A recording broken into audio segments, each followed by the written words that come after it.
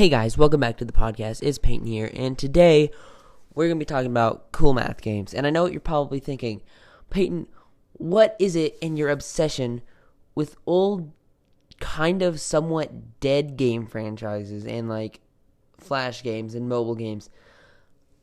I would like to reiterate, I don't like what the mobile/flash game industry is now, considering that the flash games is just basically ports of mobile game ads. But back in like the 2010 to like 2015 era was like the golden age of all the flash games. And most of those are still some of my favorites to this day. So we're going to talk about it regardless of whether you like it or not. I will force you to sit here and listen to me yap about old games. So cool math games. If you don't know what it is, then you didn't have a life in elementary school. Basically, what you did was basically when the teacher told you that you could have free time on the computers, or you just didn't wait for that and then got in trouble, you basically just got on your computer, searched up coolmathgames.com, and then was basically graded with a seemingly endless stockpile of online games. And this was one of the best things you could ever do in school. I mean, you got games like Run 3 and Duck Life 4. I mean, like, we're going to be talking about those later today, but, I mean, other Flash games that's not cool math games would be like Club Penguin, but that one definitely deserves its full episode, like a full episode devoted to Club Penguin, because there's so much to talk about there.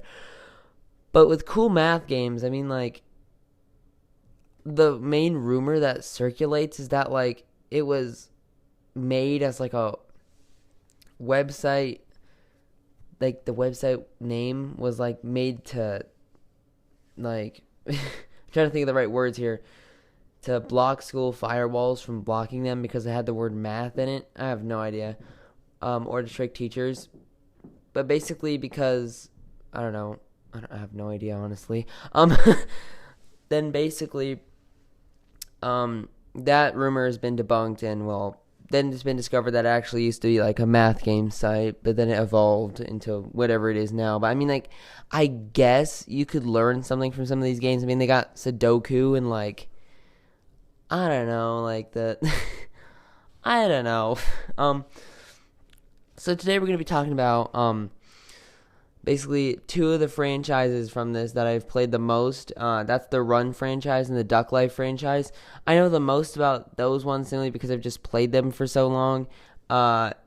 Anyways, let's just get into it. So, the first game series that I want to talk about is the Run series. And the Run series basically revolves around the runner who, well, she basically just runs around in these tunnels. There's not actually any lore for the first one. It's just the runner running around these tunnels. I mean, like, the levels are simple enough.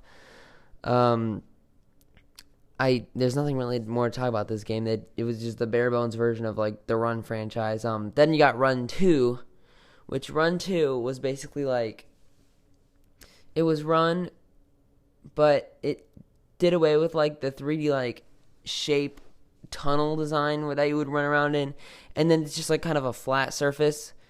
They also added a skater person who made the game basically like faster. Like, they would accelerate the speed. This one is the worst out of them in my opinion. I don't like this one at all. I just kind of spent like 5 minutes on it and then just moved on. But anyways, then the last game in the Run series is Run 3, and this one is the best run game out of all of them. It's also the most popular game on the site. Anyways, so basically what you do in this game is you just run again. But in this one, there's lore. There's actual lore. So basically, what the lore of this game is, like, is all the running alien people, their planet has gone missing, and they're basically running to try to find it again, and they're writing a map as they go along to try to, I don't know, explore the galaxy. I don't know. I don't know why they're really writing the map. Anyways, but what really sold this game to me was the character unlocking feature. Like, as you go, you unlock new characters. And each character has its own ability, which is really cool. I mean, like, I'm kind of a sucker for that kind of thing, so the game instantly pulled me in that way. So basically, the ones that you unlock through the actual game is like, I think it's like the kid with the balloon dressed up as a ghost, the pumpkin guy, the skater, and then the lizard guy. I've heard some people say they hate the lizard guy. I don't mind the lizard guy. I think he's one of the more helpful people, simply because it just gives you more time to think of what you're gonna do next, like calculate in your brain. I don't know. And then I pretty much completed the story mode of this. Fun fact, you can never actually complete this game, pretty much just because the game isn't actually completed, which kind of infuriated me at the time because I worked so hard only to finish an uncompleted game. So then after you beat it, there's still a bunch of characters that you haven't unlocked, and I just kind of assumed that you couldn't unlock them because they were part of the unfinished part. But then I discovered endless mode in the shop, which you get like the currency and then you exchange them for like, I don't know, find more of the special thing in the infinite mode. Like they have like these collectible things and you can find more of those, I guess. I don't know. Anyways, and that's where you can unlock all the other characters, which I still haven't done. So that's pretty much run 3. Now we're going to talk about Duck Life, which is probably my personal favorite. So the first Duck Life is kind of bare bones simple. It's like your farm got destroyed by a tornado, except for a single duck egg. And to win back all the money that you made from your farm, to get it back, well, it wasn't really stolen, just like make the money again, you have to enter duck races. So you have to train up your little duck and win like the big tournament. I mean, it's a simple game. I mean, like that's probably why it's so popular. It's simple. Like anybody can really pick it up and play it. I mean, like I'm pretty sure the second Duck Life is kind of similar to that. I can't really remember the gimmick for that one, if there even was a gimmick. But the third one is where the gimmicks really started coming in, because you get to pick up a genetically modified duck egg, and they are all like genetically modified for something or other. I mean, there's like, I don't know. All I remember is buff ducks. Anyways, so I remember I actually beat this game. Like, I remember like one time when I was like 8 years old, just sitting down at my house and just like 100%ing the game, like in one sitting. It was kind of exhausting. I think I spent like 3 hours on it. Not my proudest moment. Anyways, Duck Life 4 is when everything starts to get interesting.